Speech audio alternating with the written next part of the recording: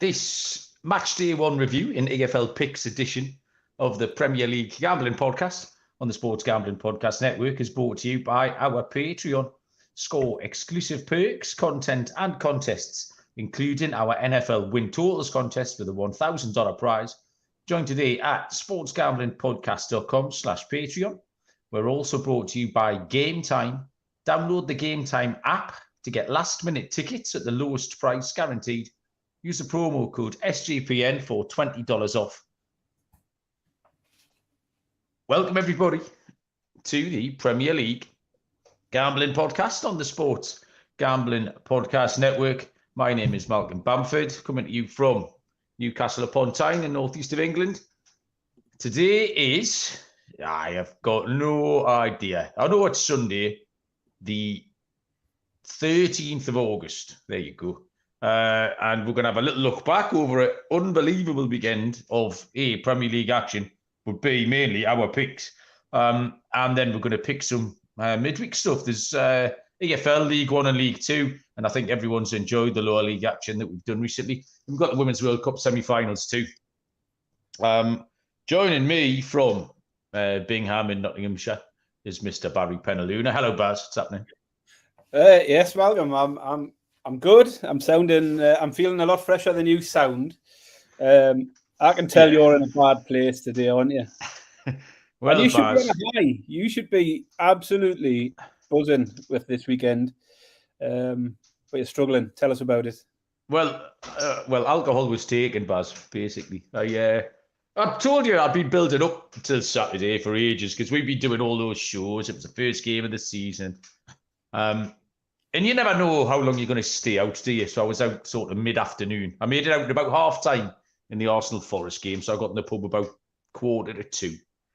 But then obviously Newcastle played really well and won, so we stayed out. And I got back in here at about 1:45 in the morning. So I did the solid 12 hours. I had a bit of a dance. Baz, we went to a blues bar downstairs from bar 38. The fellow with the guitar, like that, playing a bit of that. Also in there, and this is why I might feel so bad, Baz. Have you ever had a pickle barrel drink? Rings a bell, that. Does it? Was it not a pickleback? Yeah, that's it, yeah. Yeah. We've got a bar down here in Notts called Percy Picklebackers. And they do loads of those. And why? I didn't understand it. Don't know. So it's a shot of whiskey and a shot of pickle juice. Yeah. Because apparently the pickle juice is, according to Dom, who's full of it, it's full of electrolytes, so it makes you not hungover. Well, it hasn't worked. Or if it has worked, I would have been 10 times worse than I am today. But no, it was a good day all round. I got in the pub first. Tiger was first in, and by then my bet on City Burnley had gone down, and I had both teams to score in that Forest game, and it was 2-0, and there wasn't long left. And I was saying to Tiger, I'm a bit anxious here I just want to get my first one over the line. You know, I didn't want to start 0-2 because then you're always catching up. Forest then get a goal back almost immediately. So I'm 1-1. And after that, Baz, it's just been a great big avalanche of winners. I was thinking about your losers just as a consequence of looking at all your winners. You had the two most emphatic losers of the weekend. Oh, yeah. Because you had Burnley to score the first goal, and that was down after 3 minutes. Yeah, I was laughing at that. Villa to beat Newcastle, that was down, 5 minutes in, Newcastle go up, and then it was a 5-1. So that was an emphatic defeat. But then you hit absolutely everything else. I did. Counted up today, Malcolm, 15 winners. We had 9 games. We put out 15 winning picks between us. So we both went 7-9 on our main pick. Fucking hell, Barry. You also put out your correct score. You had Palace 1-0 and you had West Ham Bournemouth 1-1. The 1-1 of the week. 100% record for the 1-1 of the week. On its debut. And your parlay, your ACCA, your 3-team goals accumulator came in. Correct. 72 plus 350. Your underdog, Fulham, came in. I counted up 15 winning picks from the show. And that's not because we put out 40 or 50 picks, Malcolm. No. We've had 2 losers each. in terms of our main picks. Out of the 9 games, our 9 main players, I picked 2 losers. I was a whisker away on the 2 I lost as well. For me, a disappointment was I almost swept the 3 o'clock games. The only one that let me down was the cards in the Brighton game. There was 3 cards after 45 minutes. There was 4 cards after 60 minutes, and then another 40 minutes went past and nobody got booked, despite there being 2 penalties in that time. So that was a bit of a kick in the balls. And the other one that lost for me was the Arsenal handicap, which actually was looking like a push for me for quite a lot. So I wasn't far off hitting everything, but again, happy with how I done. As I say, 7 winners, but totally eclipsed by you, because all of yours were nice prices, tidy plus money prices, 6 to 1s, 3 to 1s, 2 to 1s, 5 to 2s. He had everything in there, and it's just a perfect start. I mean, I nailed the EFL last week, and I'm quite happy to hand the crown over to you this week. If we keep taking turns, Baz, I'll settle for that. I'll settle for that. So, and I know people have tuned in already for your EFL picks, Baz. After you, I feel like the pressure's off me. I can just throw out any old rubbish tonight, because people are going to be following your picks here on the EFL. The other thing I'd say, after a good weekend, we've had loads of good feedback. Twitter, direct messages on there, TikToks, Discord. Everyone's been given loads of good feedback. We've seen loads of people sharing their betting slips and followed a lot of good stuff. Feedback's lovely, but reviews are better. Like, genuinely, hit the thumbs up on YouTube and subscribe. We've got loads of new subscribers, which is great. But honestly, Malcolm, we've had thousands of downloads in the last 2 weeks with all the shows we've done. 50% of our listeners listen on Apple Podcasts, and less than 20 of them have bothered to leave a review. More reviews would be lovely. And similar on Spotify. Spotify, you don't even have to write any words on Spotify. You just press 5 stars. It takes seconds. So we have had a good weekend, and if you have followed any of it, do us a favour.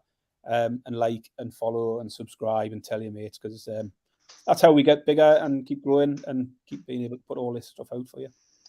There was a little tell that I was having a good weekend, Baz, and it was the amount of people who were sliding into the DMs from about tea time yesterday. Did you get any of that? People a lot of people from the network who I never speak to. Adam, I think we'll mind just shouting out Adam. And Terrell off the NBA show. Obviously, Dylan from the MLB show. Hey, Mal, how you doing?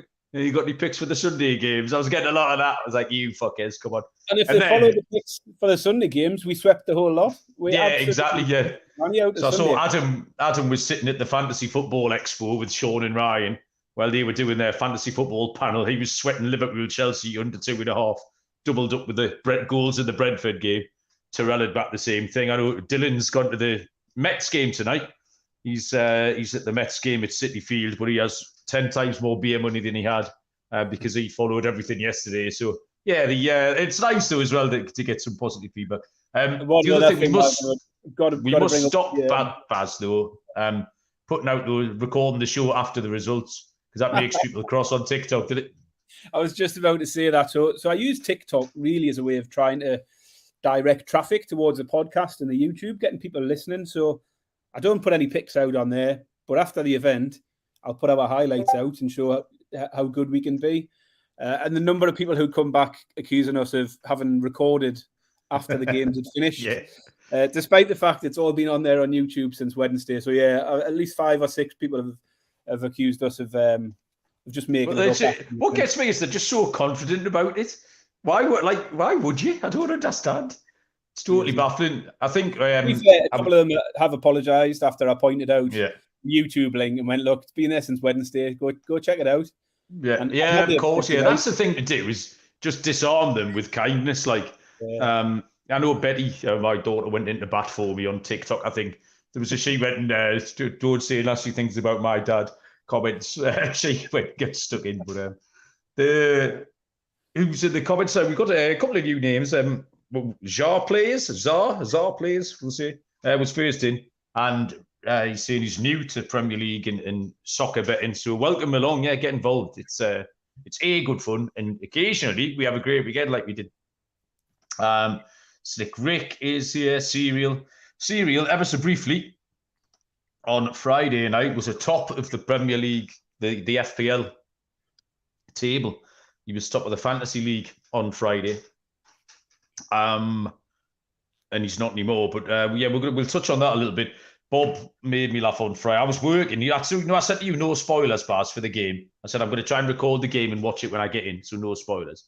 Bloody Bob messaged me the score, didn't he?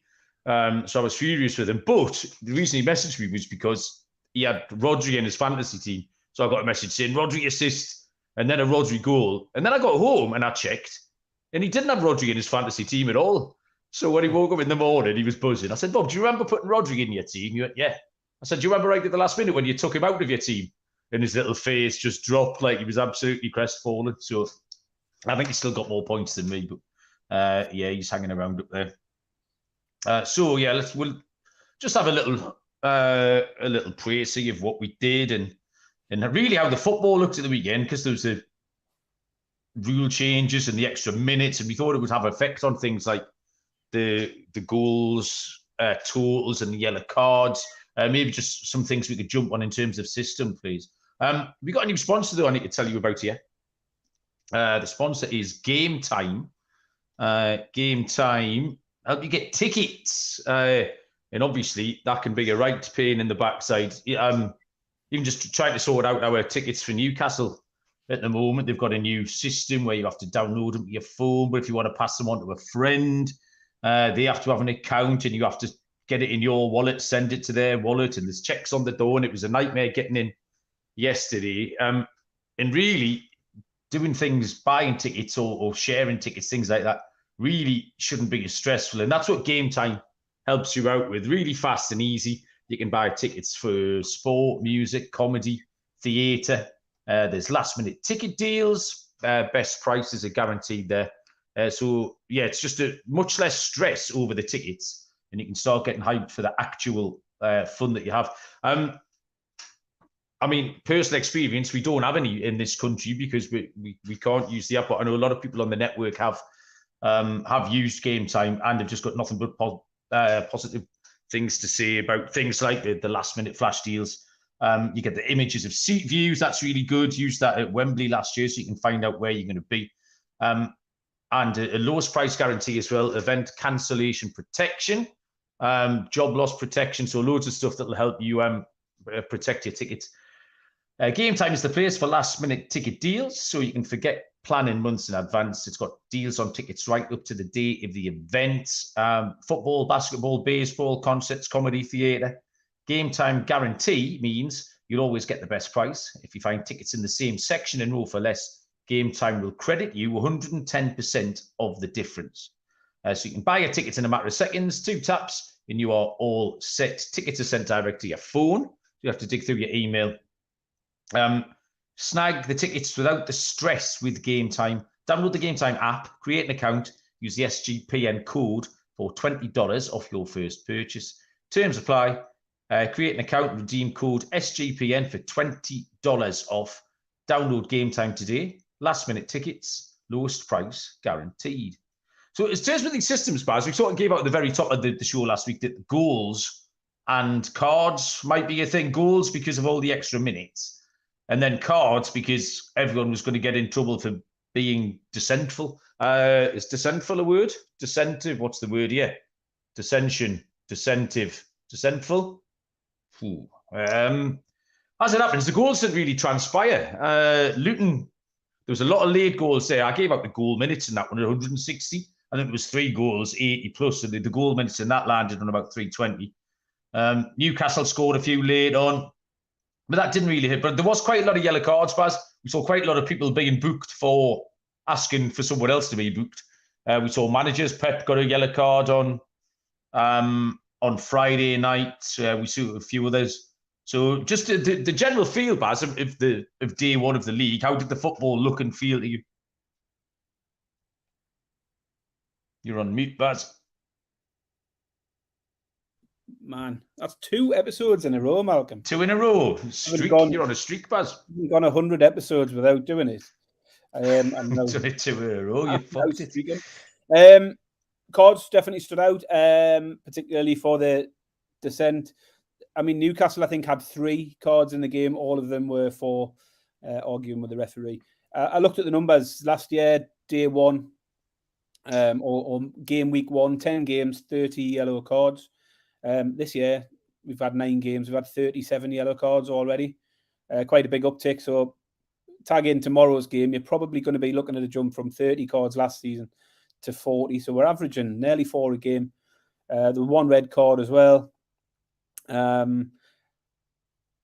you say, I think the additional time we talked about wasn't completely stupid. I think there was some big chunks of time in some games, but where it was justified, Newcastle, for example, Tyrone Mings was down for 5 or 6 minutes, and we had 11 minutes in the first half. I don't think if that had happened last year, I would have been too surprised by it. So, it's I'm just laughing because Lee Hughes is in the comments saying he's going to put his winnings on over 2.5 mutes from Lee. A bad shout. Yes, Lee.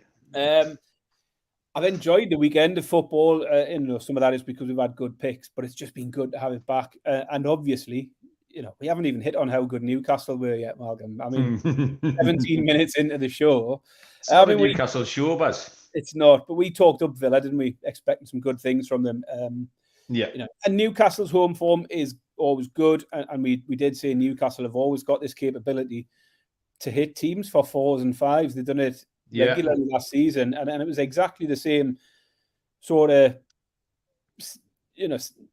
scenario that we've seen in several games, including the Villa game at St James's last year. We just absolutely battered them from start to finish, and a lot of it was their own undoing as well. They had that crazy high line which we just exploited over and over and over again. Yeah, what I like most about Newcastle was how we just unchanged in terms of how we went for it. Getting in front after 4 minutes was just something that we did a lot last year. We just get at teams. Just right from the first whistle, we straight into them. I mean, I've got Villa written down on my list of things to talk about, really, because I actually thought they played quite well. It was 2-1 at half time. They were well and truly in the game. They lost Tyrone Mings. They then make a mistake for 3-1, miss a sitter, which they should have got it back to 3-2. And then it got away from them. They ended up, I think they lost both centre halves. They've got some really good players. Diaby was excellent. The number 44, Boubacar, in the middle of the park, had a really good game. Ollie Watkins looked sharp. They just look like a really good team. Because I thought if that was another team, someone like Palace or Bournemouth who came up to Newcastle yesterday, they could have got beat 15-0. Newcastle were just absolutely magnificent. And it was lovely to see, obviously, the new boys, Harvey Barnes and Tonali, get involved. Everton were a team I wanted to talk about because they got beat, which we picked. It was also funny because it's always funny when they get beat. But their XG was something like 3.5. I think they had one of the higher XGs in the entire league. But so I can't decide if we handicapped Everton wrong because they played well, or did we handicap them correctly because we said they can't score goals. And you looked at that lineup and they've got Neil Maupay still up front. And he's never, ever going to score you a goal. He'd score you a goal every 6 months. So I still don't know. I mean, if that was a positive sign that Everton played well for them, or was that just the Everton we can expect? Yeah, I mean, I looked at their lineup and it screams mediocre, doesn't it? It just there's nothing that gets you excited. I hadn't realised until the weekend actually that Dwight McNeil's missing for a few weeks for them as well. Calvert-Lewin wasn't there, and we talk about how important he is, how they really need to get him on the pitch if they're going to do anything. And as you say, if they were creating those chances and Calvert-Lewin was there, might have been a different story. I played the under 2.5 and it was never really in doubt, was it? There was a couple of things that stood out to me. I say stood out.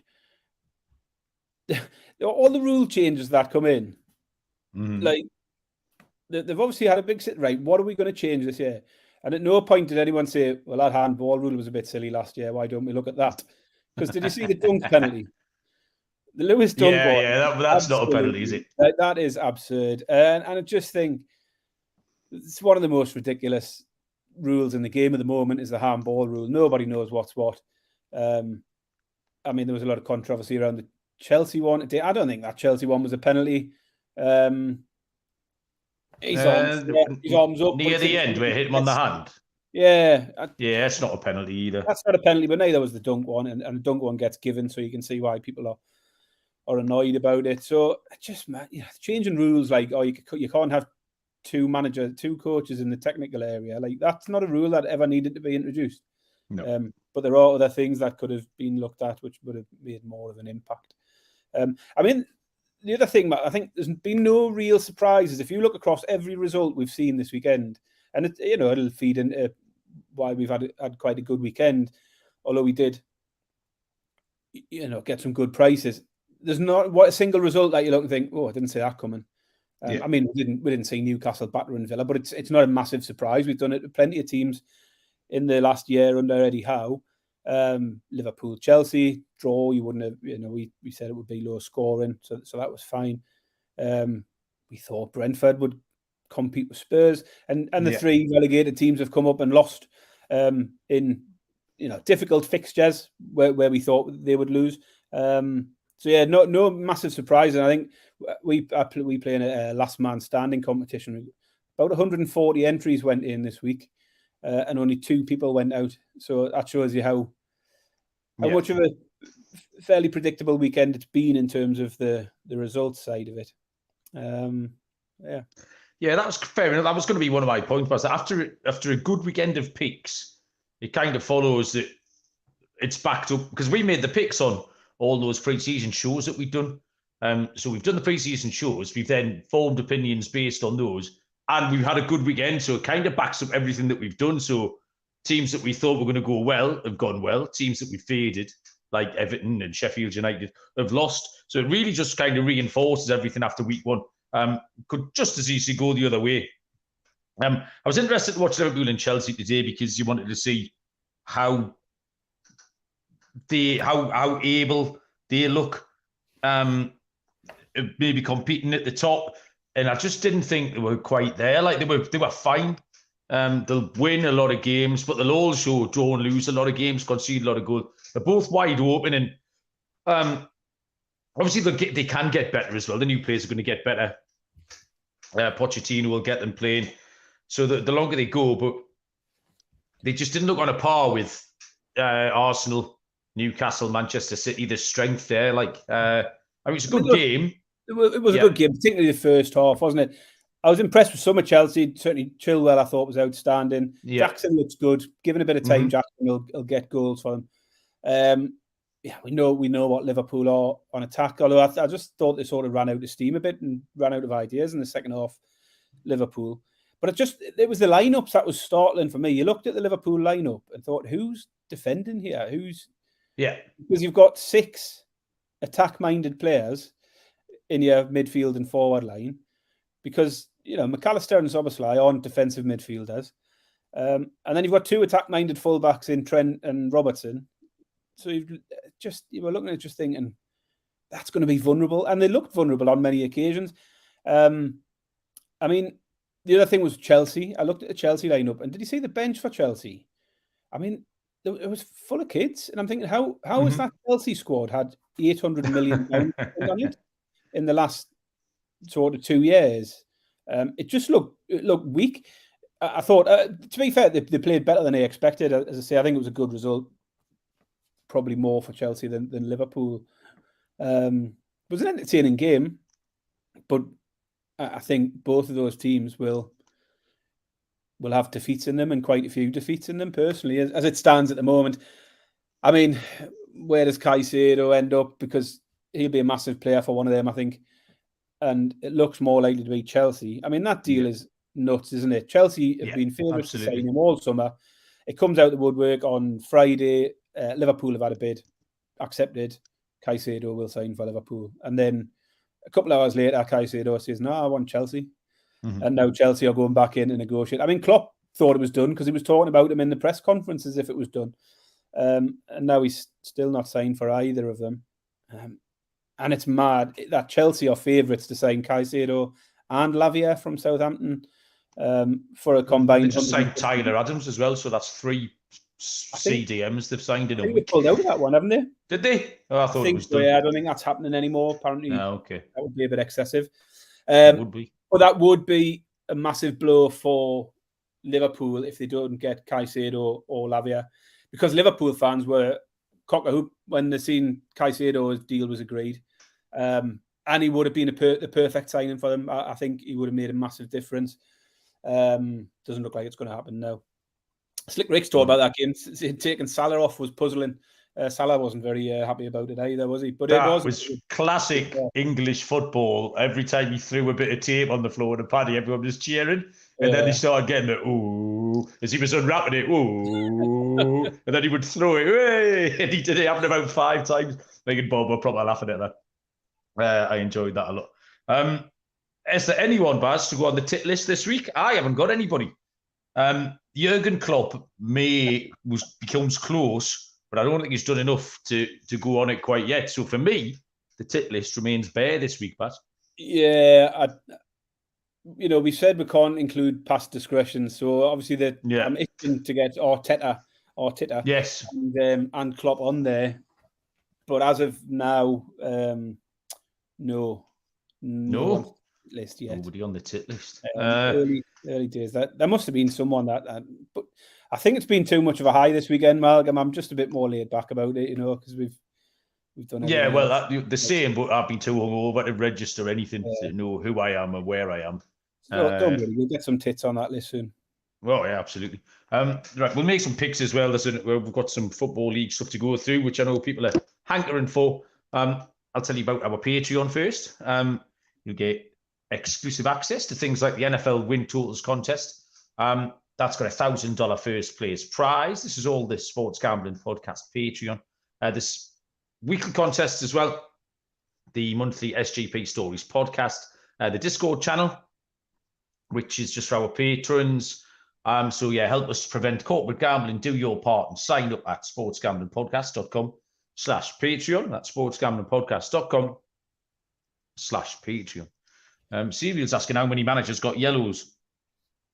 I saw Guardiola did. Did Arteta get one? I can't remember. There was 2 it wasn't the managers, but it was the assistants got them in the Spurs Brentford game. Ryan Mason and someone from Brentford definitely did. I can't think. Pep got one, didn't he? Pep got one, yeah. Yeah, I can't think of it. I haven't been counting. But I mean, there was from a betting. There was loads of weird ones in the Newcastle game. Bruno got one for asking for someone else to get one. Tonali got one for not going off the pitch fast enough when he got substituted. There was just loads of stupid little awkward ones. Yeah, I mean from a betting perspective, the managers ones you can't really get. They're not included in game totals anyway, so it doesn't really matter. One thing I noticed, I think the referees are going to be really quick to be booking players for arguing, getting in their face, asking for a card. Yeah. Get on players like Bruno Fernandes tomorrow. Should be nailed on for a yellow card. But where they get reluctant is where they've already done it once. They'll not do it a second time for the same offence. Yeah. James Maddison could have had 4 or 5 cards today. Yeah, I was waiting for him to get sent off, especially under the persistently infringing, because he just kept doing those little niggly fouls. It was the fouls, but he was arguing every one of them, and he delayed the restart a couple of times, which had he not been booked, he would have got booked for. Yeah. That's going to be interesting. Is when's the first one going to get a second yellow? Be sent off for arguing. There was actually one in the lower leagues. Rotherham. Have you seen the Rotherham one? I saw you tweeted out, Baz, here. Lad gets fouled, stands up, and he waves the imaginary card like that, and the ref just reaches in. Yellow card, second yellow, it's a red, and off he goes, and he's absolutely astonished. But the rule's there, isn't it? That's what should be known. Yeah, they'll have been briefed on that. Like, all of these players know exactly. But for the first few weeks, Malcolm, it's habit for these players. They used to being able to go to the referees, saying what they want, asking for yellow cards, slowing down a free kick being taken and things like that. It's habit. And until they get out of the habit, players are going to keep getting booked. So, I think for the next few weeks, until it really sinks in, or until someone does get a red card as a result of 2 stupid offences, then we'll keep seeing them. So yeah, definitely something to keep eyes on. Quickly having a look at the Fantasy League, there are 2 Penalunas in the top 4, and neither of them are you, Barry. Do you want to talk us through that? Malcolm, I had my team set for weeks and weeks. Yeah. And then 10 minutes before deadline, I made 3 changes. Do you want to know the 3 players I took out? Bozo. These are the 3 players I took out, Malcolm. Yeah. Diaby, goal. Pedro, goal. And Buemo, goal. Oh, well played. So beautiful. I replaced them with Foden, nothing. Eze, nothing. Jackson, nothing. What a good player, Baz. Small margins, but it did also allow me to. So I look at it in a chunk of weeks. I'm not looking at game week 1 as any major issue. Next week I've got Salah, where a lot of people haven't. Jackson's got a good run of fixtures now, and I think he looked lively for me today. I'm quite happy with it. Pedro, I wanted to fade Pedro because everyone's got him. And my thinking was, if he doesn't get off to a good start, everyone will want rid of him. And at 5.5 million, you can't really replace him with much. But if he gets off to a good start and he's taking penalties, then I will have to get him in because it'll be costly not to do so. The rest, though, I lost out on Mbemo and Diaby. Diaby's annoying, really, because Diaby looked good. I like the look of him. Yeah. And when they've got some good fixtures, he's going to get some good attack in return. So definitely one for the watch list for me. So yeah, top of our league is my brother Darren at the moment, but he might get caught. There's a couple of players in behind who've got Onana and Rashford. He's just got Rashford. So yeah, week 1 leaders looking like a Penaluna, but as you say, it won't be. The wrong one yet. So your big brother's first, your little brother's in 4th. Little Andy's. Is that Jamie in 4th? Bruno's magic hat. Yeah. Jamie Penaluna. It's written there, right? He will never win anything. He'll have lost interest by week 2 or 3. He doesn't know how to play a fantasy league. Like, I'm just looking. I think Slick Rick's sitting in 14th. Serial sitting in 16th. Wayne Mullen, the Villa fan, he's sitting in 18th. The Wayne Mullen, speaking of which, I had to be really restrained. I was tempted to drop him a message on Twitter yesterday. But then I went on, Wayne up, man. I know. We shouldn't. We need a Villa ally. To be fair, he's a fan of the show, and I don't want to put people off. But no, to be fair, I looked at his feed, and he was absolutely raging, and I thought he doesn't. Was he? What about? Just about Villa being in shit, or about the high line tactics, the substitutions. Yeah. Bit of everything. I thought he didn't need me getting in his ear, but I'm sure if Wayne's listening, he'll take a little. Yeah. If you lose 5-1, you have to take it. All good fun. Choice. Better days ahead, Wayne. Like I say, I thought Villa were quite good. There's a much worse teams up here this season. Right, Baz, make some picks. Come on, let's get some more winners. Nothing in the Championship this week. So on Tuesday, there is a full programme of League 1 games, and there's League 2 the same night as well. Are they all on Tuesday? Let's have a look. Yeah, Tuesday. Full programme of League 2. I picked three, Baz. Yeah, we haven't discussed them with each other. Do you want to lead us off? So I've got 3 picks in League 1 and 3 picks in League 2, including a couple of underdogs. One at a modest price in League 1 and a bigger price in League 2. I kick off League 1 with Blackpool to score 2 or more, so over 1.5 team total goals for Blackpool. It's a short price, this one, minus 150, 4-6. But we'll stick it in and get it in accumulators, trebles, or whatever. Port Vale is the opponent, so Blackpool are at home. Port Vale have conceded 7 in their first game against Barnsley. They got beat 7-0. They also conceded 2 goals to Fleetwood in a 3-2 win in the EFL Cup through the week. So they have conceded a few goals already. Blackpool, meanwhile, had a 2-0 win versus Burton. They followed that up with a 2-0 win over Derby in the EFL Cup. And although they did have a 0-0 yesterday, I like Blackpool to win this one, and I'm going to take them to grab 2 goals minimum against Port Vale, who are leaky at the back. Talking about Port Vale, Baz, that stupid radio show I used to do 100 years ago, we were trying to find a person whose name sounded most like a football team. And there was 2 we found. One was called Paul Vale, right, some American fella. And then there was a woman in Nigeria called Debbie County, right? And we sent a direct message to Debbie County because she reckoned she was an Arsenal fan. And Debbie County didn't reply, Barry, for 7 years, right? And 7 years later, I got a DM and it said yes. That was it. She was an Arsenal fan. 7 years, right? And then replied one word, yes. What a great thing. So, yeah, Port Vale. Right then. So I'm going to Shrewsbury, Baz, first up. Shrewsbury take on Burton Albion. Shrewsbury are 13-10 at home, draws 9-4. Burton are 16-5 plus 220. And the selection, Baz, is under 2.5 goals. Both these teams weren't fancied at the start of the season. They were quite high up in the relegation picture. Burton, I actually tipped on that first weekend as my underdog, that weekend where I got everything wrong. They lost 3-0 at home the weekend just gone to. Debbie County actually just beat them. Shrewsbury lost 2-0 at the weekend. So they've scored 1 goal in the first 2 games. Burton haven't scored a goal yet. So yeah, just 2 really poor teams in a fixture that's going to be tight, cagey. Both of them desperate, really, just to scratch out a win or scratch out a draw. Neither can score. The under 2.5 goals looks huge. It's minus 115, which is about 11-13, Baz, for that one.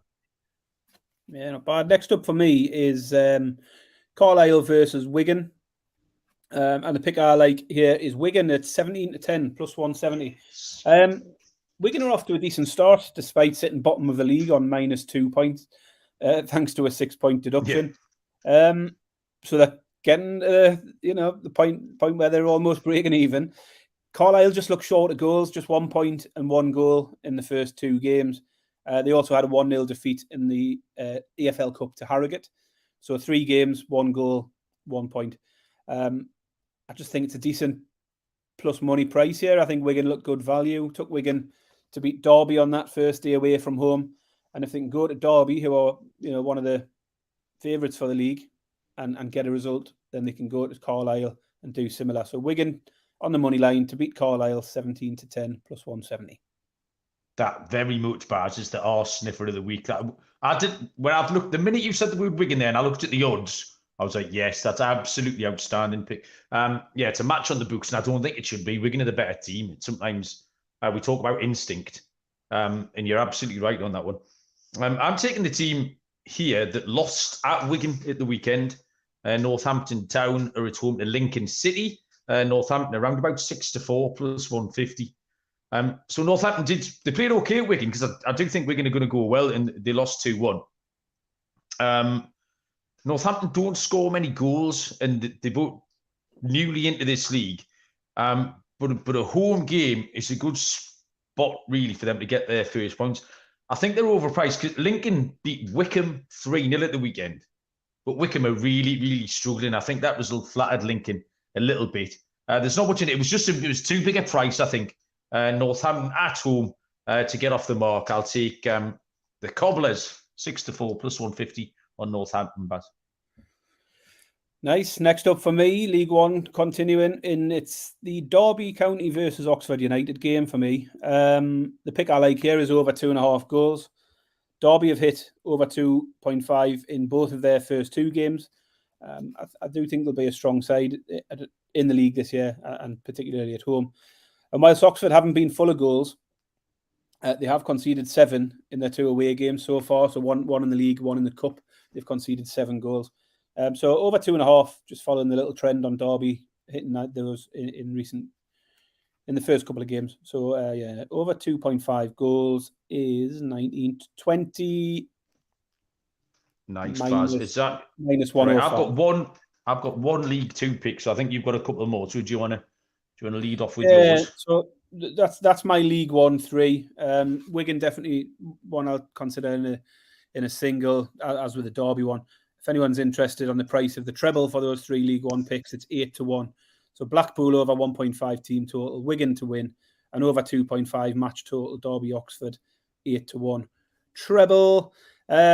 moving on to League Two, first thing that I wanted to look at was Notts County and goals in the Notts County game.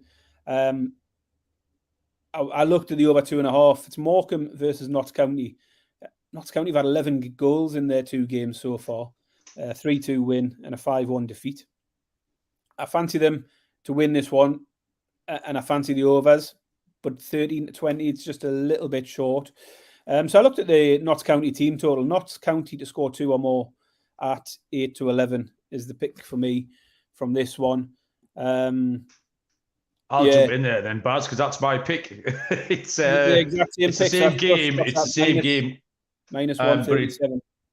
Notts County on the money line.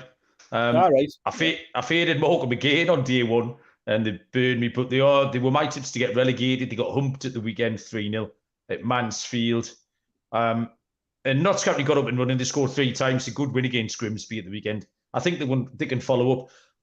Backing odds-on teams away from home in the Football League is generally not going to leave you profitable because it's so difficult. But this just looked like an excellent spot for Notts County to follow up. I think they can start gaining a little bit of momentum. And I think Morecambe owe me some money, having tipped them to get beat on the first day. I'm going to get my money back by getting them beat here on Tuesday. So I'll take Notts County. So we can both win on that one, Baz, if they get a couple of goals. Yeah, next up for me in League Two is Mansfield to beat Doncaster. So Mansfield are away to Doncaster. Doncaster have lost their first 2 and haven't scored a goal in either of those 2. Mansfield have already scored 5 in their 2 games. And they're a price of 10-11, minus 110. I just think Doncaster have got off to a slow start. Something that might continue. They haven't quite got any momentum going yet. So I'll take Mansfield at 10-11 to beat Doncaster as my next pick. And then, is that you done? I'm done, mate. You keep going, yeah. My final one is a dog that I like. And it's Stockport v Bradford. And I'm taking Bradford to beat Stockport at 4-1, plus 400. I've got Stockport to do well this season, but they've lost the first 2 games. So another team who have not got the momentum going at the start. And sometimes that can spiral a little bit and teams can get into a little bit of a slump early on. So I'm going to back that to continue. Bradford had a good win v Colchester yesterday. And I just think 4-1 is a bit of value here. So Bradford away to Stockport on the money line, 4-1. And if anyone fancies multipling them up again, the League Two treble would pay 15.5-1. So that's Notts County team total over 1.5. Mansfield to win, Bradford to win, 15-1 for those 3. Again, play them up how you like, doubles, singles, whatever you want. But just a few ideas. Yeah, love it, Baz. Old Jean plays in the chats, getting a bit discombobulated by some of the EFL team names here. There's some absolute beauties in this league. Once we get down to, I'm just trying to think of a few off the top of my head, but not very many of them spelled like they sound either. Wait till we get down to Accrington, Stanley, and teams like that. So yes, keep up, Joy. You'll have to play it back and try and spell them out. Women's World Cup semi-finals, Baz, this week as well. My quarter-final picks were absolute dog shit. I think 0 for 4, not even close. Like the opposite. You? I was 2 for 2. I took the overs to be fair, I took the overs in the England-Colombia game, which was all right. You took the cards. And honestly, that first half, Colombia should have had 3 or 4 cards. Yeah, definitely. I messaged Simmers, said the ref's a dick. She just wasn't having it. Yeah, you knew early on how that was going to go. She just wasn't interested. I think she'd left them at home. So that was a winner for me. And I can't remember which other one I won on, to be honest. But I did have another winner, I'm sure of it.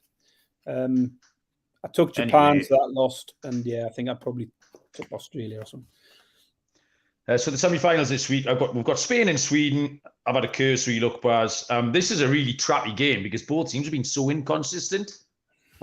Spain have gone from getting humped by Japan 4-1 or 4-0, whatever it was, to making it through to this semi-final. And I don't think Sweden are very good. I've watched them a load of times. They're so limited. They've got no sort of stardust whatsoever.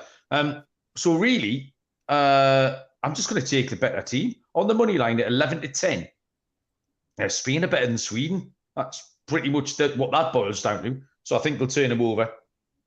The Australia-England game, England have been poor again, apart from that win against China where they scored all the goals, but China were terrible. In Australia, have just settled into this pattern of mangling stuff. Did they go through on penalties after a nil? Yeah. 10 penalties on it, 10 penalties. Yeah, that was it, yeah. So, yeah, your instinct takes you towards the unders. The under 2.5 is like 4 to 9 or something. It's a ridiculous price. The way I quite like playing these games that are going to be boring, Baz, is to take the draw at halftime, which is 9 to 10, minus 111. If you're just expecting a 0-0, rather than go under on the goals, just take the halftime draw. I think that the 0-0 correct score is 5 to 4. I mean, you might as well take that at plus 120, because I don't think it's going to be 1-1 at halftime. Even the goals in the England-Colombia game the other day were just two horrible goalkeeping mistakes. It's not like teams were looking like scoring. So halftime draw, 9 to 10, and we'll take Spain, Baz. Well, I'm afraid we're on opposite sides of the coin in the first game. So I thought Sweden were really good against Japan, personally. And they've come through the toughest side of the draw. They've had a tough game against USA. They've then come against Japan, who have been one of the best sides of the tournament. And they've got through both of them. They were also 100% in the group, conceded only one goal in the group stages. I just think Sweden have looked good, and they've looked better with every game that's come along. Spain have also been a decent side, with the exception of that strange 4-0 defeat to Japan. But they came into the tournament with a crazy run of clean sheets, but they've now conceded in each of the last 3 games. So I think Sweden will get on the score sheet, and I think Sweden are value 5-2 plus 250. But I have sort of hedged it a little bit. I'm taking Sweden to qualify. I'm getting plus money still for them to qualify. However that happens. So 5-4 plus 125, Sweden to qualify over Spain was the pick for me. And then agree with everything you said in the England game. I think low scoring, but you're looking at about minus 200, 1-2 for under 2.5. Yeah.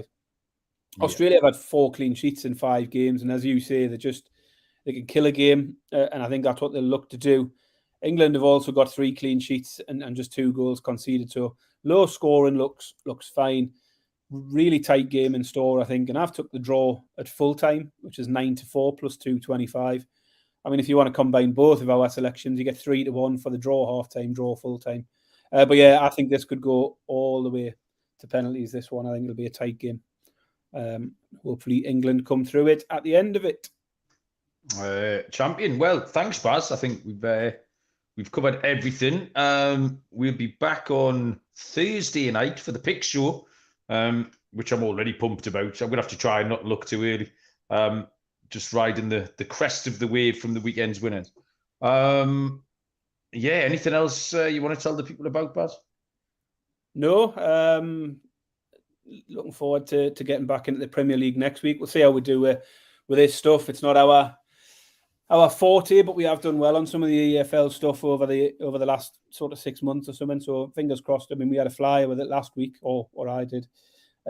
So let's see if we can do the same. I'm off on my holidays for a couple of days. I'm going down to London again. I was there last week. What are you doing there now?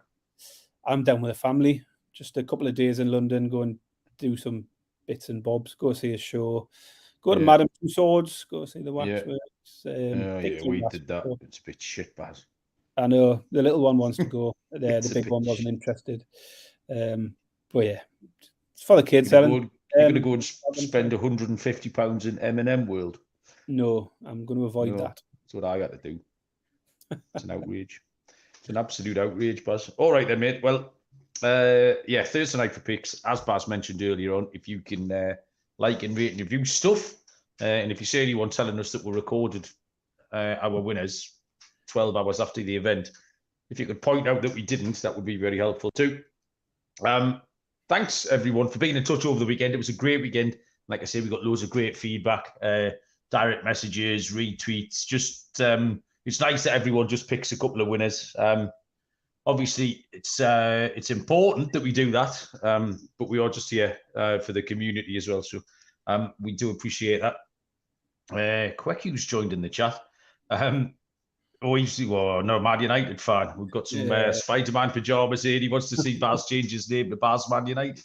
No chance, Cricky. I think I'll be safe for this season.